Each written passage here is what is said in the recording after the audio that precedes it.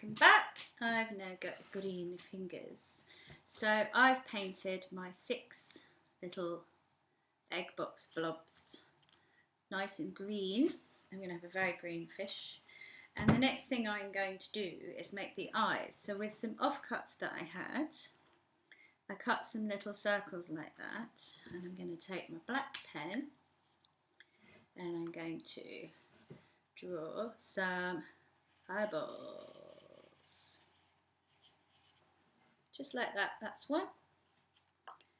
And then the other one, I know you can't see my hands, I will get better at this, I promise you. I expect you guys could probably do a better job than this, but it's my first time, so bear with me.